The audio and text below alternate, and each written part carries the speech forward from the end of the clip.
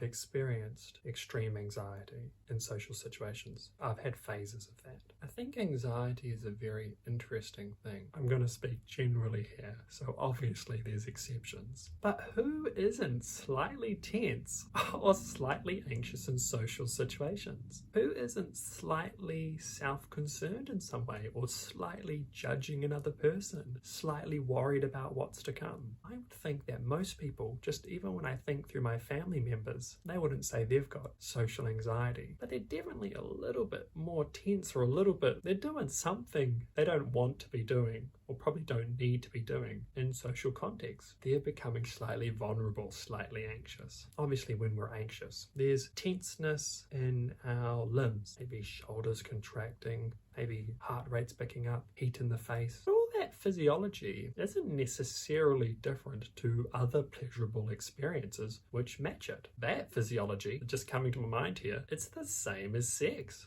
It's pretty similar to being on a roller coaster. So if the physiology matches and we like it in some other places, what's really the unenjoyable piece there? It's the thoughts. Because what we don't enjoy is having that physiology with the thoughts of self-concern or judgment. We don't want to be tense in that way and be thinking, what's going on? I don't like this. I want to go home, I want to leave. If the thoughts are, I'm so excited to be going up and down on that roller coaster soon, then we're fine feeling that way. What meditation has given me the space to do is now when I'm just around other people, or I notice myself becoming anxious, I'm aware enough to notice these thoughts beginning. I notice that they're there, and then rather lean into that momentum and fuel them and have more thoughts. Let these thoughts go on and on. I can just remind myself to be non-judgmental, let them pass, be present, be aware, notice other things in my environment, notice that these thoughts aren't real, they're temporary. And now I've very much changed the habitual path which leads to even more anxiety. Meditation has made a significant shift here for me. Now I can notice the thought and drop my relationship to it. I'm no longer convinced that I'm anxious. I'm just noticing anxious thoughts. And that is life-changing. I can take space and take a moment to remind myself, it doesn't matter. It doesn't matter what this person thinks of me. It doesn't matter what I think of them. I always have an opportunity to just drop my effort, drop my contraction, my distractedness. I always have this opportunity to drop anything unpleasant. I can just relax and be present. Being present, there is this space. I can do that right now.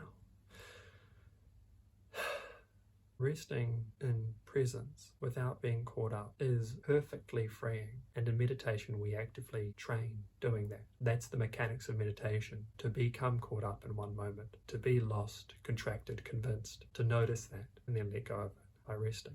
By being. If we can identify that and then relax, we have the potential to live a life free of anxiety and self-concern. That's why I think meditation is truly important. Because also, how much better am I going to be for the world and the people I love if I'm not meeting them contracted and tense? I understand it's a very difficult and tricky circumstances to be under when we've already developed the surrounding or environments of anxiety. Sincerely feel that tension. I know what it's like, and I know people I love who live with it, and I just hope that the future with these conversations, or by whatever means, contains some more space for us. Even if now, just take one moment. Doesn't matter if we understand it. If we just take one moment to practice, to just try